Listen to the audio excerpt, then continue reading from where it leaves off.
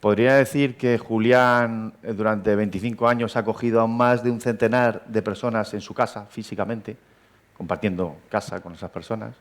Hablamos de drogodependientes, de gente que sale de la cárcel, de gente que vive en la calle y huele a orín y llega por allí por casa después de 10 días sin aparecer, de gente que, yo sé que a ti esto no te gusta que se cuente, pues que le pone un cuchillo en casa, en su propia casa, alguien que estás acogiendo en tu casa. Y diría eso y tampoco estaría diciendo nada, ¿no? Podría decir que Julián ha sentado a hablar a viudas de ETA con terroristas que apretaron el gatillo y que mataron a su marido, pues, como estamos nosotros, y él aquí sentado, porque uno tenía la necesidad de pedir perdón y la otra necesitaba saber cosas de ese último día a su marido, y tampoco estaría diciendo nada. Podría decir que Julián es uno de los presos, bueno, es el autor más leído en las prisiones españolas. En las bibliotecas, más que Ken Follett o que Arturo Pérez Reverte, los presos piden el libro de Julián Ríos. Él tiene un manual maravilloso de atención a los presos, que creo que son 1000 y pico páginas, ¿no? Lleno de formularios, por si uno tiene un problema, qué tiene que hacer, sobre todo conducido a atemperar esa violencia y que la reacción no sea violenta. Tú tienes un problema con un funcionario, pues en vez de liarte a hacer una cosa, tienes que, si quieres quejarte, hay unos trámites, etcétera, etcétera. Bueno, es un manual que devoran, es un poco el Ken Follett de las prisiones españolas, tampoco estaría diciendo nada. Yo creo que lo que más define a Julián es que todo esto que le estoy contando le está hinchando las narices, porque él no quería venir aquí. Me ha costado cogerle con lazo porque lo horroriza que se hable de él y que se hable bien de él, porque él siempre, su vida está el foco puesto en los demás. Ya termino. Cuando yo era más joven, me acercaba mucho a la gente que parecía interesante. Ya con la edad, ya tengo 48 años, me suelo acercar a la gente que no lo parece, porque luego es la que realmente es interesante. Entonces, gracias por venir. Lo primero que te quería preguntar, Julián, es por qué. O sea, tú tienes un sueldo mensual con tus pagas extras, tienes tus vacaciones pagadas como profesor, que no son pequeñas, y podrías tener una vida normalizada y tú dedicas tu vida a esto. ¿Por qué? Bueno, antes de nada, buenas tardes a todos y gracias a los organizadores por invitarme a estar aquí un rato. Digo, no es cómodo porque siempre el poder hablar de situaciones ante personas que no se conocen es complejo y algunos temas de los que hablaremos a lo mejor, bueno, pues ideológicamente pues son a lo mejor un poco cuestionables, ¿no? Simplemente yo les expondré o les contaré a raíz de las preguntas de Pedro cuál es mi experiencia, cuál es mi intuición, sin intentar sentar ninguna idea de nada concreto. Es lo mío con mi historia, nada más. Simplemente es agradecer y darles las buenas tardes. Y Pedro, pues, dime esto que me decías antes. No, ¿por qué? ¿Por qué? Te preguntaba, me llama la atención. Esta historia? Sí, ¿por qué? O sea, ¿cuál es el motor, no? Yo qué sé. Yo llevo en estos enredos 29 años con diferentes etapas. Yo me he dado cuenta que la vida es un misterio. Creo que como símbolo, la vida es como montarse en un barco y yo me doy cuenta que creemos que el barco y el timón lo dirigimos. Y me he dado cuenta después de estos años y mucho trabajo de introspección y terapéutico en qué momentos he tenido que hacer, que hay vientos y mareas que llevan destinos a los barcos que son impensables. Si yo ahora viese hacia atrás cuál ha sido la ruta que mi barco ha seguido, no me hubiese imaginado cuando mi barco iba a zarpar. Al final me voy dando cuenta que los barcos, los míos al menos, me han llevado a los lugares de los mares donde habían naufragado con dolor mis antepasados, mis abuelos, o donde habían naufragado personas o barcos donde mi familia en algún nivel también había hecho naufragar algo. Al final, es como si el barco misterioso, al menos en mi vida, llevase a espacios donde hay una herida que reconciliar. Y herida que pensamos que está muy lejos, pero que está más cerca de lo que creemos. Al final, heridas que van llevando son heridas que van dirigiendo con esos vientos y esas mareas las barcas, los barcos de esta historia, ¿no? Al final, ahora ya después de muchos años de experiencial y de trabajo, como les decía antes, me voy abriendo a ir viendo en cada presente lo que va ocurriendo con tres claves que a mí me están ayudando mucho. Una que es vivir sin intención, vivir sin expectativa, vivir sin miedo y vivir sin juicio. Sin intención, no sé lo que va a ser mejor. Sin expectativas, porque se mete el ego siempre. Sin miedo, porque lo que vas a tener que ser va a ser. Sin juicio, porque cada uno tiene su destino.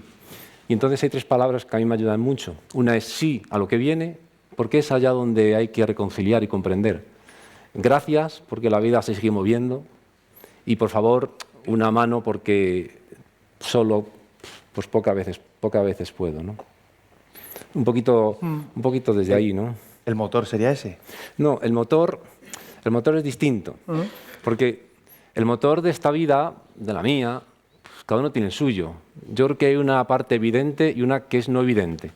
Yo diría que lo evidente en mí es como la solidaridad, la búsqueda de justicia, la búsqueda de intentar reducir el sufrimiento humano. Bien, eso es lo evidente.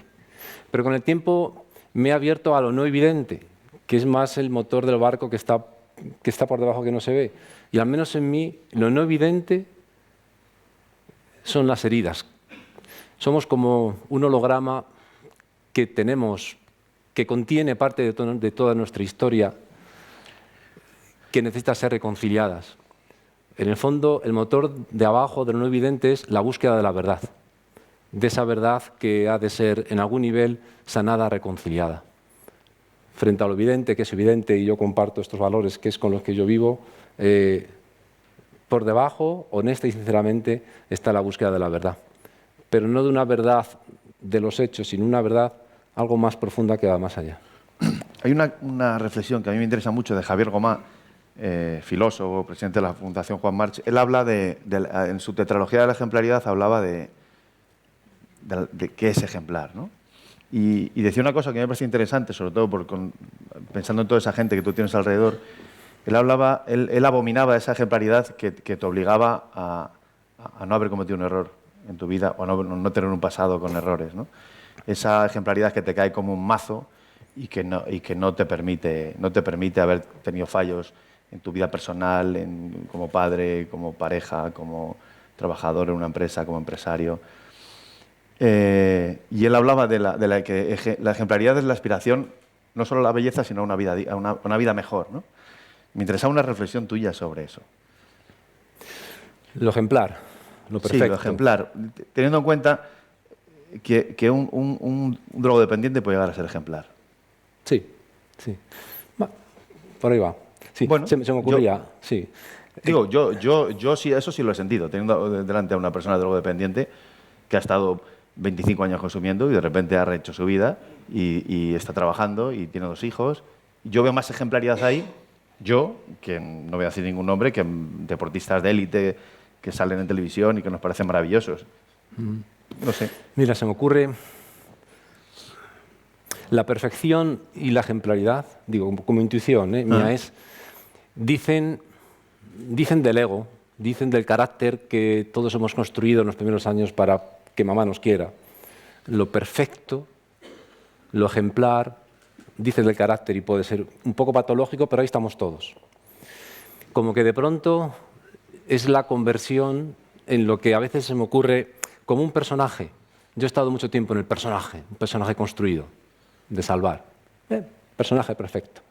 Hasta que de pronto la vida, a mí, junto a otros, me da una oportunidad, gracias a las crisis y a los desiertos y al fracaso.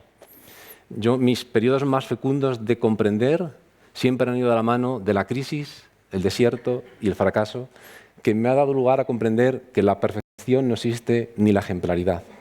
Esto lo descubrí trabajando, pero hace 5 años estuve trabajando en unos encuentros restaurativos en una prisión en Anclares con presos de ETA que habían dejado la organización y víctimas que necesitaban encontrarse con ellos.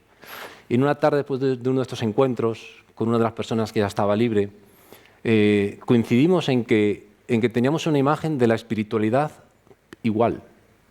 Digo, pero ¿cómo es posible que yo, habiendo hecho éticamente un camino yo qué sé, de apoyo a la gente, de apoyar procesos de personas, llegase a ese mismo espacio y él, por otro lado, habiendo matado personas? ¿Cómo es posible que llegásemos al mismo espacio en común?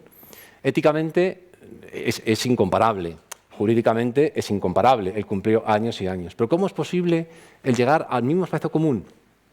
Yo me di cuenta que fue a través de la toma de conciencia de lo que era mi personaje, de lo que yo realmente era, con dos historias que me ocurrieron muy graves en casa, que me llevaron a una crisis y me llevaron a ver que la oportunidad de mi ser más profundo está mucho más allá de ese personaje que me había construido.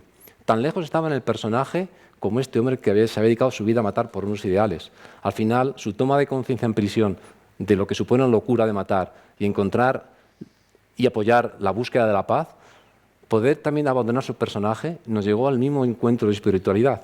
Dicho de otra forma, los personajes tan polares del extremadamente santo o del extremadamente asesino forman parte de la misma obra de teatro. Y siempre, aunque éticamente es distinto, aunque jurídicamente es distinto, la obra de teatro es la misma. Y siempre hay una oportunidad para el cambio. Bueno, la crisis, el desierto y el fracaso. Donde, sí.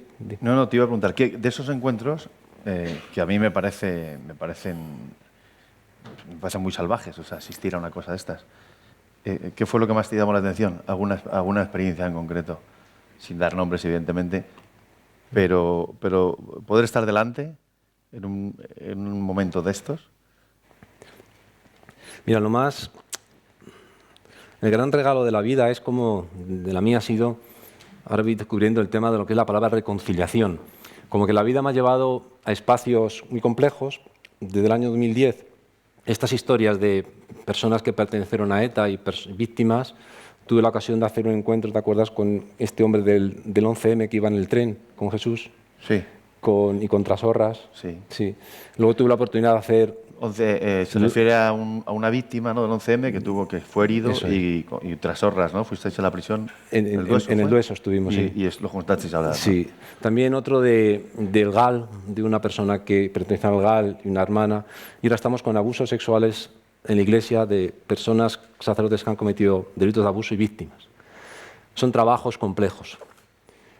El poder tener la capacidad de poder estar ahí de forma más neutra, observando los dolores y buscando la capacidad de que permita a las personas reconciliarse.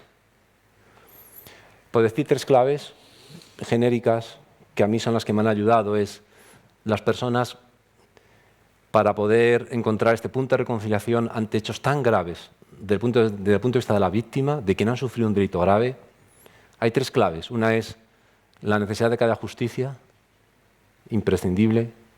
Dos, la búsqueda de la verdad, porque sin verdad no hay posibilidad de reconstrucción. Y la verdad judicial es la verdad que construyen los jueces, pero hay una verdad que nada más que tiene la persona que agredió. Esa es la verdad a la que hay que acceder. Justicia, verdad, por parte del agresor, una toma de conciencia profunda del daño causado y de asunción de responsabilidad, y por parte de la víctima, el deseo profundo de dejar de ser víctima. La víctima, para algunas personas con las que he trabajado, es un traje que encorseta, que genera demasiado daño. No se puede vivir con odio, no pueden vivir con odio, y entienden que dejar el odio, el último movimiento es tener que encontrarse con la persona que agredió. Yo sé que ustedes muchos estarán pensando, ¿cómo eso es posible? Yo no lo haría. Eso no se puede pensar hasta que uno no esté en esas circunstancias. Al final, la necesidad de liberarse de esto ha pasado por que la víctima, después de un trabajo, pueda ser capaz de narrar delante de los ojos de la persona que agredió, que asesinó, que toda la historia de narrativa y biografía de dolor, que obviamente ha de ser escuchada con todo el cuerpo, con todo el corazón, sin etiquetas mentales que de pronto permiten descosificar a la persona que fue agredida. Narrar el sufrimiento, buscar verdad, preguntar todo lo que la víctima necesita saber y que solamente está en la capacidad de conocer del agresor. Y por último, que la víctima siempre ocurre, es interesarse por la historia de dolor también del victimario. Al final, encontrarse dos personas que cada uno tiene su trayectoria, pero que yacen en la misma impotencia de la humanidad. ¿Cuál es la experiencia concreta que tú recuerdes que más te haya impresionado de alguien que se haya caído y se haya levantado? Porque yo recuerdo hablando contigo muchísimas. Una, por ejemplo, la de Roberto, que es una de las últimas que estuvimos haciendo un reportaje en el periódico, pero se me vienen a la cabeza muchas otras. ¿Cuál citarías? No sé, yo ahí tengo bastantes historias. ¿Alguna? Sí, no sé, la de Fran, años de cárcel, de calle, de drogas, de marginación, cárcel, calle, drogas, viene a casa, marcha, vuelve a consumir, aparece un día después de haber cometido un atraco, ¿Cuánto vuelve... ¿Cuántos fueron? ¿Cuántos años? Años de esta historia, desde la suya propia, desde los 10, 11 años. ¿Hasta los? Hasta los 20, y esto son 25, 26 años. Era la época donde SIDA avanzaba muchísimo, ¿no?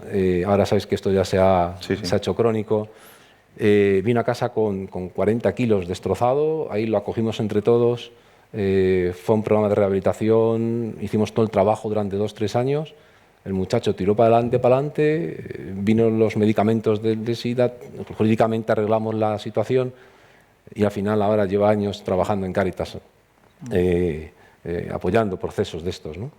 Pero te digo de Alberto, que se cayó de robar de un 5º piso y a partir de ahí, proyecto hombre, temas judiciales resueltos y lleva 28 años trabajando de taxista, con la vida absolutamente normalizada. Pero también te digo de otros que murieron en el intento, unos que se suicidaron en la cárcel después de 30 años de salir, no saber vivir en libertad, volver a entrar y suicidarse, gente que en la calle ha vuelto a drogarse, y en ese fracaso también hay un éxito.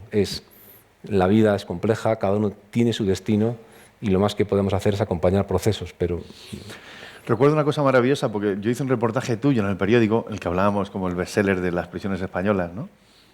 Me comentaste, tú no querías hacerlo, me acuerdo, porque lo de siempre, y me llamaste emocionado a los 3 días diciéndome que te había llamado alguien. ¿Cómo fue aquello? Sí, un chaval, uno de los muchachos nuestros de hace ya mucho tiempo que estuvo con nosotros. Cuando dices nuestros, ¿te refieres a tuyo? Sí, vale. De la gente, de los chicos que está por nuestra casa, tuyo no. Sí. Había recaído, llevaba tiempo consumiendo y leer ese artículo que se lo mandó otro muchacho, dijo, ya no puedo seguir engañándome ni engañándoos. Y entonces llamó y empezamos a trabajar y empezó ¿Qué te dijo? retomar. ¿Cómo te llamó? Ya no recuerdo, pero fue, no puedo seguir engañándote, A mí me dijiste que, ¿no? que se quería quitar de en medio. Había tenido varios intentos con una sobredosis, porque para ellos, quien está muy desesperado es fácil, con droga es facilísimo ponerse un pico y quitarse la vida, ¿no? Entonces, volver otra vez a retomar la historia, y ahí sigue, ¿no? Cuando decía, claro, lo de que gente que parece normal, o sea, que la gente que parece interesante, ¿no? Y la que no lo parece. Tú no tienes redes sociales, tú no tienes, por no tener, no tienes ni WhatsApp, no tienes ni un cuadro colgado en casa, que esta es otra, pero bueno. No tienes, no hay forma de localizarte, etcétera. Me interesaba mucho tu mirada a todo esto, ¿no? A este ruido que generan las nuevas tecnologías, muchas veces, las redes sociales. Yo creo que la sociedad cada vez está más polarizada. Vivimos en el insulto permanente, ¿no? En el linchamiento, en la trinchera. ¿Cómo lo ves tú desde tu trinchera? Bueno, yo sigo todavía con un teléfono de estos, pero es por autoprotección, de estos antiguos. En la universidad me dicen, Julián, los alumnos, eres un neandertal, todavía estás con tu teléfono. Yo, es que estoy encantado, ¿no? Es por protección, no es por otra cosa. Yo creo que a mí me parece que hay una palabra que hoy está en desuso, que es el tema del silencio. A mí me evoca 2 palabras, tierra y silencio. Si nos despegamos de la tierra y nos vamos del silencio hacia el ruido, yo creo que estamos un poco perdidos, ¿no? Yo diría tierra, silencio.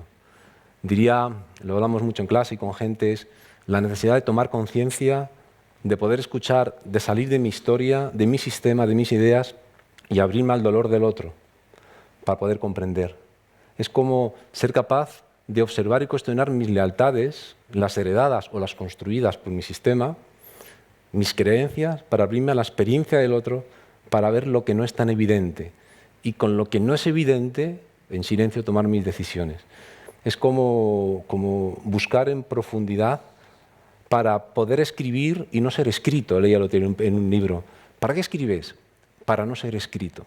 A mí genera lástima el que nos estén escribiendo continuamente la vida y los guiones. Es silencio y tierra para no ser escrito. Bueno, se me ocurre comentarte esto. ¿Por qué crees? A mí hay una cosa que en el periodismo me fastidia mucho, que es esta cosa que pasa en la sociedad, ¿no? Que es esta cosa de poner etiquetas, ¿no? De tal modo que presentamos a alguien como un yonki, o a alguien como una puta, o a alguien como un parado, o a alguien como... bueno, cualquier cosa que se te ocurra. ¿Por qué etiquetamos? Yo tengo la sensación de que etiquetamos como para protegernos, ¿no? Como si fuéramos entomólogos, ponemos chinchetitas clavadas a la gente. Yo no sé si eso nos da seguridad, ¿no? Yo lo digo porque la vida, claro, yo lo que he visto es que una persona puede ser una persona drogodependiente, pero tiene un programa de televisión favorito, baja a comprar el pan, se afeita, tiene 2 hermanos, estudió en el colegio no sé qué. O sea, tú no eres tu calvicie, tú no eres... pero definimos, y sobre todo por esa parte mala, ¿no? Siempre. ¿Esto de las etiquetas, a ti qué te sugiere? Yo creo que cosificamos, yo esto lo aprendí durante tiempo, pero lo vi más claro con el tema este que hablamos antes del terrorismo. Es, para poder matar, no puedo mirar a los ojos y tengo que cosificar. Que eso lo hacían los terroristas, sí, dices. Pero también es... Eso te lo llegaron a decir, sí, ¿no? pero también es el lenguaje de la guerra. En el fondo es, para evitar mi vulnerabilidad, mi fragilidad, y para hacer daño, tengo que cosificar y negar la humanidad del otro.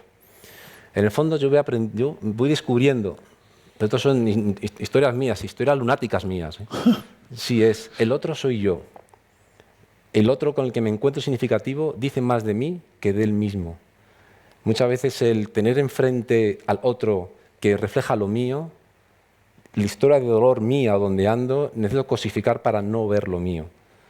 El gran valor de descubrir la historia es enfrentarme a mí, quitando etiquetas y abriéndome al dolor del otro, comprendiendo el mío para poder abrazarlo, integrarlo y caminar.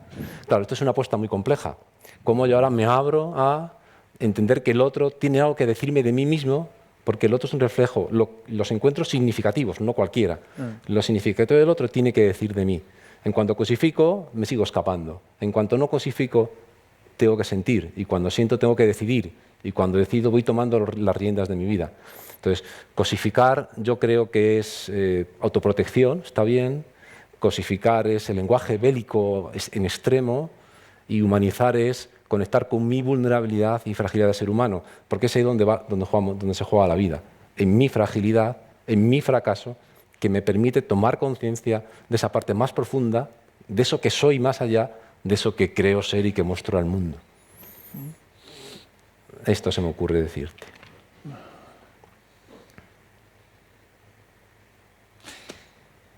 Aquí se ha hablado de propósitos, ¿no? De propósito de la vida, ¿no? Tú no tienes hijos. Si tuvieras un hijo, ¿cuál te gustaría que fuera? ¿Qué le dirías sobre esto, sobre el propósito de la vida? ¿Cuál crees que debería ser? Mira, a mí no tengo hijos, no puedo explicar esa experiencia. Ya, pero era para... Por intuición, sí, por intuición o con la gente con la que hemos caminado o vivido, ¿no? La intuición mía es la siguiente. Yo, dispuestos a imaginar, yo diría, mientras venga en mi barco hay unos valores, una forma de vivir, y hay un día en el que tiene que tomar su barco y su destino que no sé cuál es.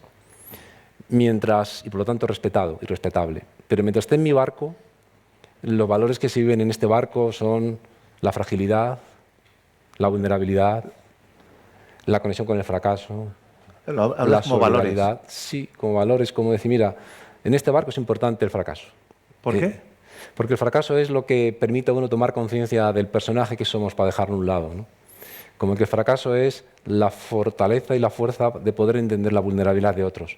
Sin fracaso yo no soy capaz de acercarme a ver lo vulnerable. Sin fracaso yo no soy capaz de ver que la gente se muere ahogada, que huyen de la guerra, se mueren en el mar. Y en cambio, sin fracaso, pues no los veo. Con fracaso sí que sé lo que estoy viendo.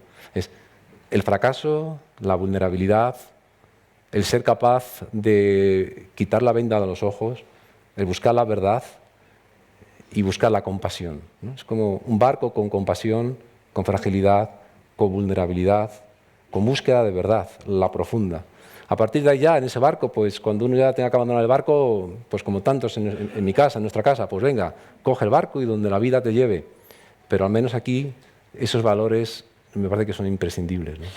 El otro día leí en el libro de Héctor Abad, Faciolince, El olvido que seremos, que es maravilloso, decía que la compasión tiene mucho que ver con la imaginación y que solo los desalmados carecen de esa imaginación, que la imaginación es esa capacidad de ponerse en la piel del otro y saber que tarde o temprano tú puedes tener su misma derrota, su misma pobreza, su misma enfermedad, por todas esas cosas por las que pasamos de largo, ¿no? Casi siempre. ¿Has hablado del Dime. Sí. No, como que la compasión, ahí dices... Que es una palabra un poco cursi. Sí, pero la compasión va de la mano de la humildad. En el sentido, la compasión por el otro, por el otro, en cualquier sentido que esté descentrado, la compasión por el otro dice de humildad en el sentido de que lo que tiene el otro también lo tengo yo, o lo han tenido los míos. Yo en clase digo a veces, o digo a la gente con la que trabajo, digo, efectivamente, este asesinado, yo puedo asegurar que mi abuelo no lo hizo en la guerra civil. ¿Alguien de los que estamos aquí puede asegurar que en la sangre no llevamos sangre de gente que ha matado, o que ha encarcelado, o viceversa? O que ha violado, o que ha agredido. En 3 o 4 generaciones lo tenemos. Con esto quiero decir es verdad que cada uno tiene su historia, no se puede juzgar, pero es verdad que eso también está en mí. Y yo no te voy a juzgar. Otra cosa es lo que hagan las leyes y lo que se haga a nivel de convivencia que son necesarias de aplicar, porque si no, eso es un nivel. Pero hay un nivel más profundo de yo no te voy a juzgar, porque yo no sé cuál es tu historia, tu destino. Y eso tuyo es muy probable que lo tenga yo. O lo tenga yo, o lo hayan tenido los míos no hace mucho tiempo. Eso me pone en la humildad al menos de decir, jurídicamente hay que hacer lo que sea jurídicamente, pero personalmente no me siento legitimado para juzgarte, porque tú soy yo. Has hablado del fracaso, ¿no? como un valor. Aquí hay mucha gente relacionada con el mundo de la empresa. Me imagino, no sé, me descoloca un poco, ¿no? Que fracasar en el mundo empresarial tú lo ves como algo bueno, porque te puede, no sé, ¿cuál sería un poco la reflexión que harías sobre ello? Yo no sé si es una leyenda urbana esto de que en el mundo anglosajón valoran a gente que en su empresa fracasó antes porque ven que está preparado para la adversidad y tal. ¿Qué reflexión harías tú relacionado con el mundo de la empresa y con este fracaso o con esta ejemplaridad de poder haberse equivocado antes? No sé, yo creo que hay caminos de ida, caminos de vuelta, tiempos para crecer, tiempos para decrecer. No se puede crecer ilimitadamente porque ya empieza el personaje a funcionar y cuando el personaje personal o institucional empieza a crecer ya no tiene límite, ya no ve personas. El personaje y el ego se construye institucional o personalmente sin límite y quien no sabe el fracaso ilimitadamente se va. Como que el fracaso implica saber cuándo voy, cuándo vengo, cuándo hay tiempo para crecer, cuándo hay tiempo para decrecer, cuándo hay tiempo para ir, cuándo hay tiempo para volver, cuándo hay tiempo para nacer y construir y cuándo hay un tiempo para deconstruir, cuándo hay un tiempo para aprender o cuándo hay un tiempo para desaprender. Solamente esto es cuando uno ha sentido el fracaso en su vida. Si no, esta otra parte no existe. Es la carrera ilimitada hacia no se sabe dónde. Y en esto hay no sé si hay un poema de... Sí, si quieres... Sí, estamos en ello. Ahí. Sí. ¿Qué querías? No, lo de Benedetti, decir, ¿no? Sí, lo que me dijiste antes. Algo que ver con esto, ¿no? Si quieres, que es como el final, ¿no? Con esto del fracaso. Yo no sé, me gustaría, me decía Pedro cuando preparamos un poquito la entrevista a Julián, ¿no? ¿Qué podrías, ¿no? Me decías... Sí, le preguntaba a él un mensaje, ¿no? Bueno, pues después de todo lo que hemos hablado, algún mensaje que tú crees que tuviese algún sentido. Para cerrar un poco esto. Claro, en este entorno, ¿no? Tú vienes de un entorno muy distinto, por eso me interesaba como contraste cuál sería tu mensaje en este entorno, viniendo tú de dónde vienes. Vengo de donde vengo, pero yo di clase en ICADE, en Alberto Aguilera. Algunos estudiaron de ahí, pero bueno, pues fue profesor de Pablo Ruz y estas cosas. Pues estamos en todos los lados y como estamos, ¿no? Entonces, qué mayor eres, ¿no? Sí, ya estamos ahí más de la mitad de la vida, que no sabemos cuánto es la mitad de la vida, ¿no? Bueno, entonces, ¿qué se puede decir? Digo, yo que soy para deciros nada, no. Entonces digo, mira, pues hay un poeta, ¿conocéis Mario Benedetti? Tiene un libro muy bonito, un poema muy bonito, se llama ¿Cómo hacerte saber? Lo que ocurre que a mí me gustaría no leerlo, sino que no sé si alguien del público que de joven don Manuel o doña María dijo, qué bien lees. Y entonces a él le gustaría venir y leer aquí este poema. Si no lo leo yo, pero es que yo... Si no lo saca él, no como soy profesor de bueno. latín. No hay alguien que haga teatro que diga, mira, yo siempre de pequeño, de pequeña, siempre adolescente, me dijeron, qué bien leer una poesía. Y que le dé y se ponga aquí y nos lea esto. Venga, ¿a alguien le apetece? Que nadie es honesto porque no roba. Que el que no roba no es ladrón por placer. Que cuando no hay placer en hacer las cosas, no se está viviendo. Que para sentir la vida no hay que olvidarse que existe la muerte. Que se puede estar muerto en vida. Qué gran verdad. Que se siente con el cuerpo y la mente. Que cuesta ser sensible y no herirse. Que para no ser heridos levantamos muros. Otra verdad grande. Que quien siembra muros no recoge nada.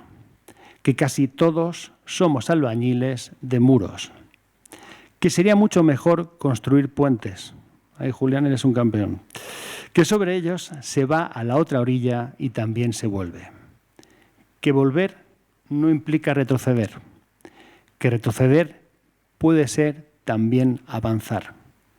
Que no por mucho avanzar se amanece más cerca del sol. ¿Cómo hacerte saber que siempre hay tiempo? Que uno solo tiene que buscárselo y dárselo. Ya está. Que bien has leído.